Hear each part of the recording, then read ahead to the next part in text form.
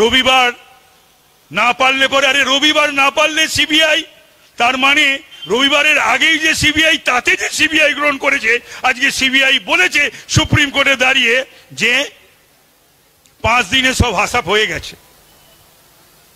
আর ভালো মানুষদের উনি পছন্দই করেন না।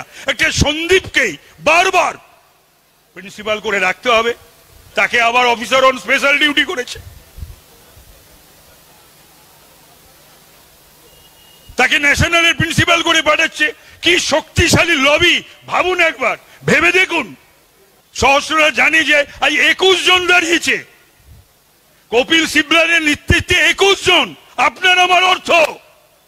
আবার নিজেই স্মার্টলি, মানে যেটা বলছিলাম সাইকোলজিক্যালি স্মার্টলি কনফিডেন্স দেখানোর জন্য নিজেই হাঁটছে, এটা বলছে জাস্টিস চাই।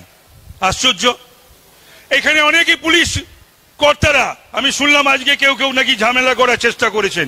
আমি বলবো এগুলো করবেন না, এগুলো করবেন না। বেশি দালালি আর মমতার কথা বেশি শুনবেন না, দালালি করবেন না, সুপিরিয়রদের কথাও বেশি তুলবেন না। তাদেরকে দেখে তার ঠিক নেই, আপনারা আবার তার কথা শুনতে যাচ্ছেন। একটু কম শুনবেন। বাড়িতে তো কন্যা রয়েছে, মেয়েরা রয়েছে নাকি? বাড়িতে ফিরে গেলে কি বলছে স্ত্রী, মা কি বলছে? মেয়ে যদি একটু বড় হয়ে থাকে কি জিজ্ঞাসা করছে? যা খুশি তাই করবেন না, করার চেষ্টা করবেন না। কোন কোন মন্ত্রী বলছেন আঙুল ভেঙে দেবো। একবার ভেঙে দেখাও, দেখাও একবার ভেঙে। এবার একতরফা কিছু হবে না, পাল্টা হবে, হবে পাল্টা, একতরফা হবে না।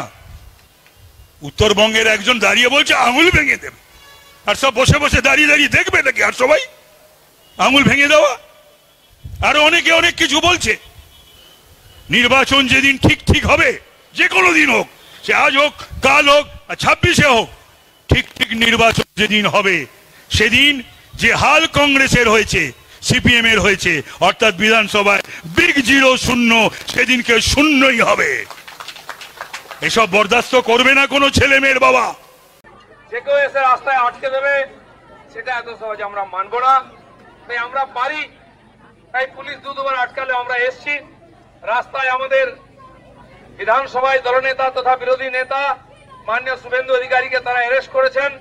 ওরা ভেবেছিলেন যে নেতাকে অ্যারেস্ট করলে আমাদের কর্মীরা আটকে যাবেন, কিন্তু তা হয়নি।